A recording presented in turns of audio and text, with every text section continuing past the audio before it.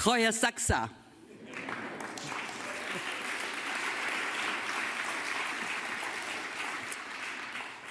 Thank you very much, President Georgieva, Dean Hellman, faculty, students, for giving me this opportunity to be with you today. And all the very best wishes to the Hoyas here and around the world. We are in Gaston Hall, and I stand in front of you. Behind me is the painting of Athena, the Greek goddess of wisdom, and a very good reference point for what I'm going to be talking to you about today. Our world economy is like ship in choppy waters. We need all the wisdom we can muster to steady the ship and navigate through what lies ahead. In less than 3 years, we lived through shock after shock after shock. First, COVID, then Russia's invasion of Ukraine, and climate disasters on all continents. These shocks have caused immense harm on people's lives. Their combined impact is driving a global surge in prices, especially on food and energy, causing a cost of living crisis. And dealing with them is made harder by geopolitical fragmentation. We are experiencing a fundamental shift in the world economy from one of relative predictability with the rules-based framework on international economic cooperation, very low interest rates, low inflation, to a world with more fragility, greater uncertainty, higher economic volatility, geopolitical confrontations, and more frequent and devastating natural disasters, a world in which any country can be thrown off course more easily and more often. So what can we do to prevent this period of heightened fragility from becoming the new normal, from becoming the world you would be living in? First and foremost, we must stabilize the global economy, steady the ship, by addressing the most immediate challenges. And as we address the crisis of today, we must revitalize global cooperation and transform our economies so they can withstand the shocks to come in the future. And this is why at the IMF, we are calling for early and joint action to regroup and to rethink how can we adopt a more proactive, precautionary mindset than we had in the past, and more willingness to act now and act together. This will be the focus of our annual meetings when they start next week. You're very familiar for all the arrivals of ministers, delegations. This year, our discussions are so very important for the future we build. So let me start with the urgency to stabilize the economy, given the darkening economic outlook. Last October, we projected a strong recovery from the depths of the COVID crisis. We finished the year with 6.1% global growth, very respectable. And most economists, including we at the IMF, were predicting the recovery to continue, inflation to subside quickly, largely because we expected vaccines will help tame supply-side disruptions and allow the economies to rebound. But this is not what happened. Multiple shocks among them a senseless war, changed the economic picture dramatically. Far from being transitory, as we thought, inflation is much more persistent.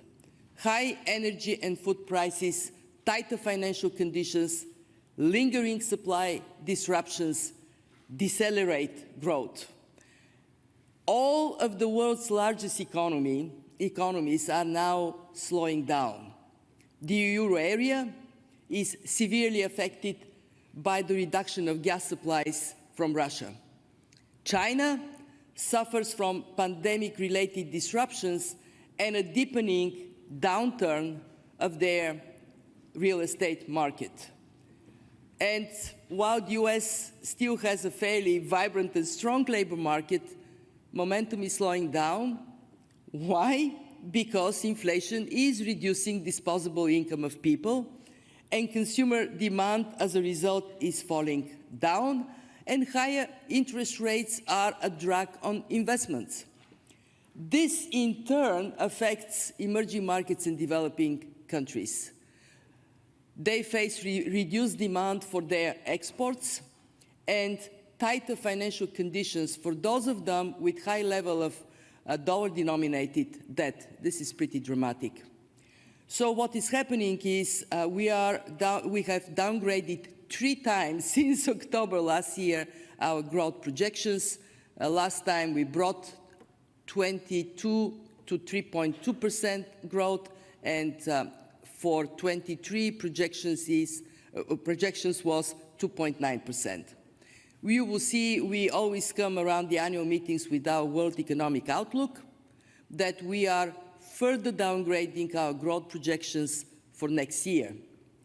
And we will be flagging that the risks of recession are rising.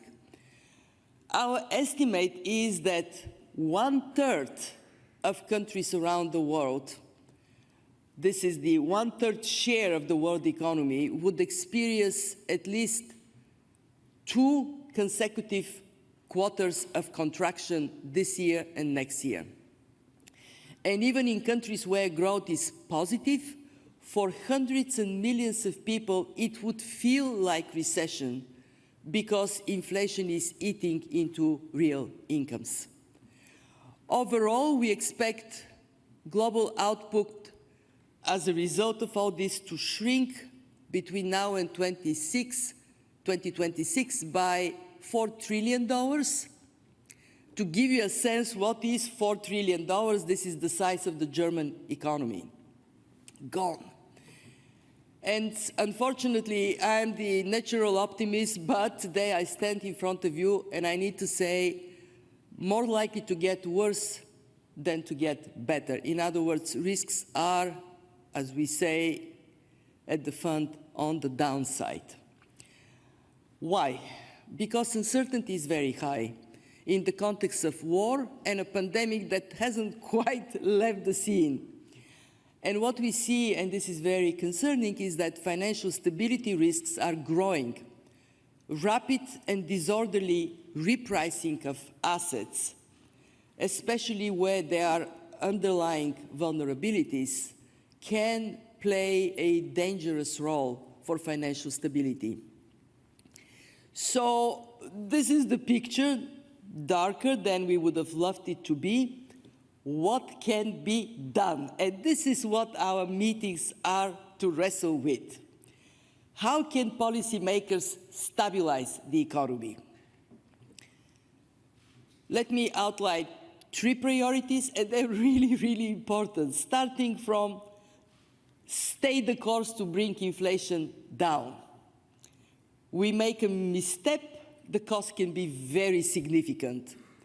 Not tightening enough would cause inflation to become de-anchored and entrenched, so with us for a long time, and that would require interest rates to tighten even more to bring it down, and that would cause tremendous harm on people, but also on prospects for growth.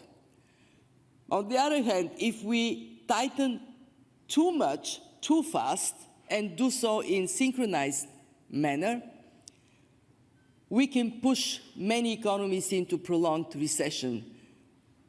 So far, we see a relatively good shift. Tightening is leading to taking somewhat the heat out of domestic demand, including in the housing markets. Of course, not good if you are on the market right now, but it means that we are slowing down the risk for the economy. But we are not there yet. Central banks have to continue to respond. In the current environment, as painful that may be, this is the right thing to do. Even if the economy slows down as a result. Not easy, not without pain, but less pain if we take a look into the future. Do the right thing now. Now, we have monetary policy tightening. What about fiscal policy? Our second priority is for fiscal policy to act responsibly, to protect the most vulnerable households and businesses. In other words, to act without fueling inflation, to be a source of stability for the most vulnerable parts of society. Now, we have a severe cost of living crisis in some countries, already very painful on low-income households. So there has to be a helping hand for them. But these measures need to be very well targeted. Don't provide subsidies to the rich. Don't go for blanket price controls that benefit the poor but also benefit the wealthy. And make sure that these measures are temporary, that you are not embedding them in the economies forever. Where high energy prices are likely to persist, governments could provide direct help to low and middle income families and minimize the use of price controls. Why? Because we have learned the hard way that price controls, not affordable, not very effective. And avoiding this indiscriminatory fiscal support is very important for successfully fighting inflation. Just to give you a very simple image, when the monetary policy is stepping on the brakes, fiscal policy should not step on the accelerator. Otherwise, we are for a very rough and dangerous ride. Our third priority is joint efforts to support emerging markets and developing economies. A stronger dollar, high borrowing cost, capital outflows, they cause a triple blow on emerging markets and developing economies. And what it means for them is probability of portfolio outflows going up. And we put now the risk of this happening over the next 3 quarters at 40%. That could cause a tremendous problem for countries with large external financing needs. Now, one thing we always recommend is to maintain exchange rate flexibility, but also countries can take a more proactive approach. They can take precautionary steps before a crisis emerges. We have provided a policy tool, it is called Integrated Policy Framework, to help countries calibrate the best possible policies, and then we have precautionary lending instruments so they can use them to cushion themselves against risks. And one thing that you probably have read and heard about a lot, the problem of debt. During COVID, what did governments do to help their people and their economies? They borrowed. Debt has gone up. Now we are in a situation in which for emerging markets, more than a quarter of them have either defaulted or have bonds that are trading in distress territory. And what is very difficult to accept is that the picture is much worse in low-income countries. over 60% of low-income countries are at or near debt distress.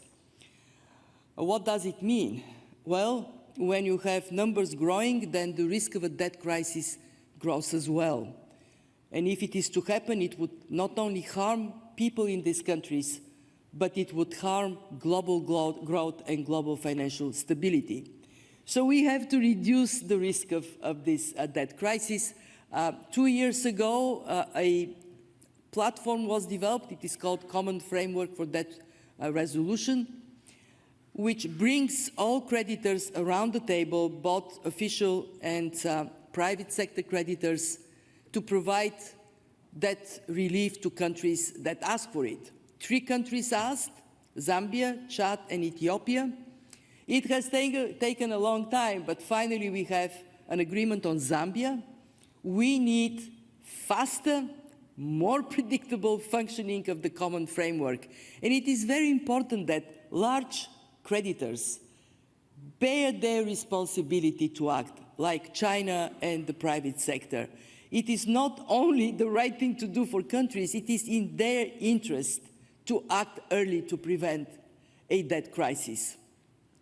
So these are the immediate actions we have to take. Hopefully, you will see us coming out of the meetings strong on taking these actions. But that is not going to be enough for our future. We need transformational reforms, and we need to support our members in undertaking these reforms. This is the focus of our work. So let me give you an example. Public finance. We are well known for this being our bread and butter. Countries can use medium-term fiscal sustainability frameworks to define space to invest in long-term objectives: education, health, social protection, but also digitalization to open the doors for innovation and for cutting-edge digital government services that are more transparent and more efficient. And think how we can use smart policies that we have been using in countries already. We know how to do that. So we can enable a digital-ready workforce to help people, especially young people, enter the workforce and stay there.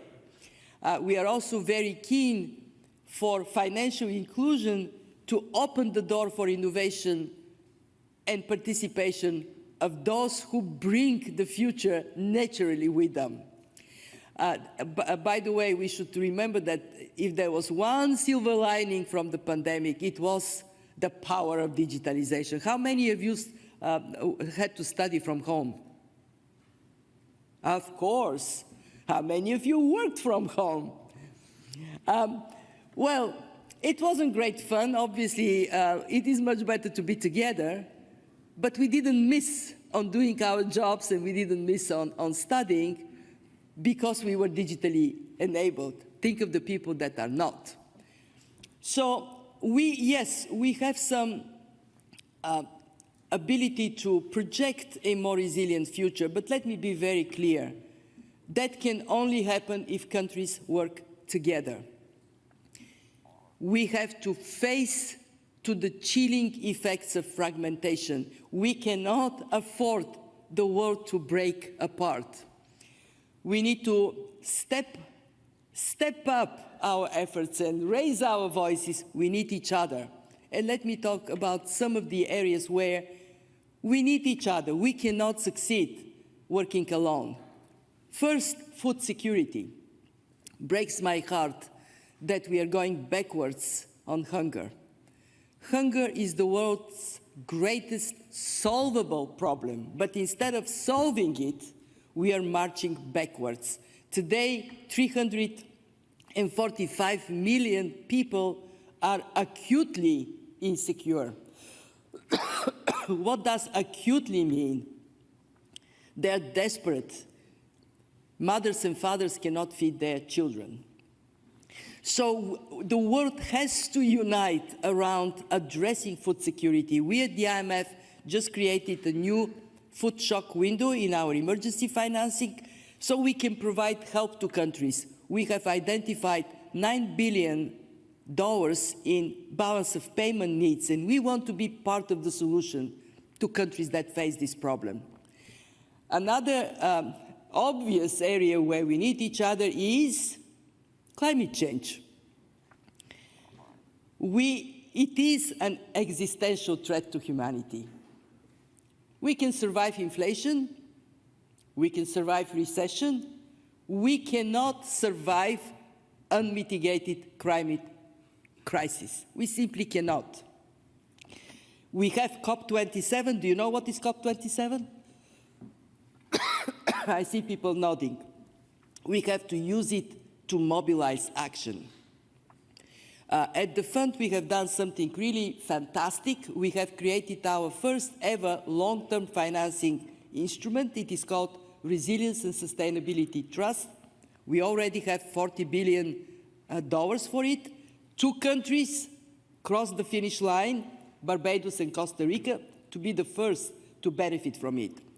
What we want is to use it primarily to remove barriers for private investment, because we need capital on scale for countries to succeed. I apologize. And with our policy advice, the IMF is helping our members. Actually, I can help myself.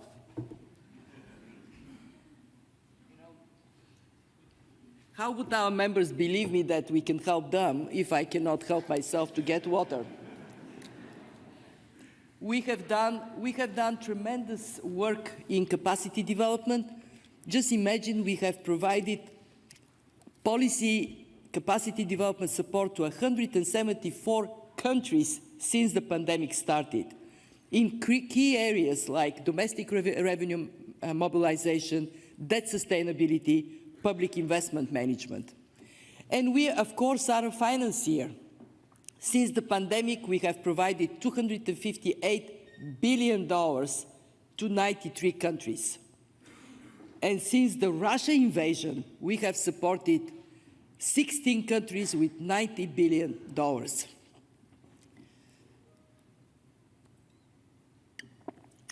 This comes on top of $650 billion SDR allocation we did last year. So the IMF is stepping up in a more shock-prone world. And I promise you, we will continue to do so. So let me conclude going back to Athena. Do you know that she is also the Patroness of Weaving? Do you know that? Well, she is. If we are to navigate our way through this period of historic fragility, we must weave a new economic and social fabric that is stronger and more resilient. I'm sorry, I'm losing my voice, guys. But not before I tell you this. We look back. COVID hits. The world comes together. We have overcome the worst of the COVID crisis. How? Together. Working together, we can have a better future for absolutely everyone, everywhere on our planet. And with this, I thank you.